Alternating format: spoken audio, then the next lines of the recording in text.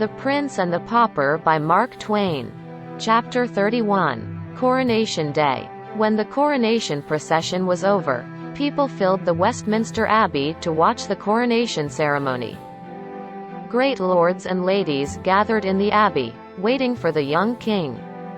At a signal, the sounds of the anthem filled the abbey. Tom Canty, dressed in a beautiful long mantle, appeared in the door and stepped upon the platform. Then he was led to the throne, and the ceremony began. As the ceremony of the coronation went on, Tom Canty grew very pale and sadness filled his heart. At last the Archbishop of Canterbury lifted up the crown of England and held it out over the trembling mock king's head. At this moment something strange happened. A boy clothed in rags came up to the platform. He raised his hand and cried, "Do not put the crown of England on his head. I am the king." In a moment several hands were laid upon the boy and they pulled the boy from the platform.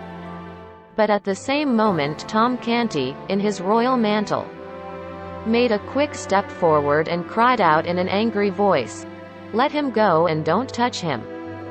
He is the king." Surprise and panic made the people rise in their places and look attentively at the two boys. Everybody saw that they looked very much alike. The Lord Protector was as surprised as all other people, but he quickly came to himself and said loudly, "Pay no attention to the words of His Majesty. He is ill again. Take the beggar." But the mock king stepped forward and repeated, "Do not touch him, he is the king." Silence fell upon the hall. Nobody moved, nobody spoke, nobody knew what to say or what to do. The boy in rags stepped upon the platform, and the mock king ran with a glad face to meet him. He fell on his knees before him and said, "Oh, my lord, the king, let poor Tom Canty be the first to welcome you." The Lord Protector's eyes fell upon the stranger's face and he also saw that the boys looked quite alike. The Lord Protector thought a moment or two. Then he said, "If you please, sir, I wish to ask you a few questions."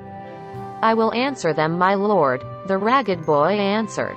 The Lord Protector asked him many questions about the palace, the court, about the dead King Henry VIII, and about the prince and the princesses. The lad answered then correctly. He described the room in the palace, the dead king's apartments, and the apartments of the Prince of Wales.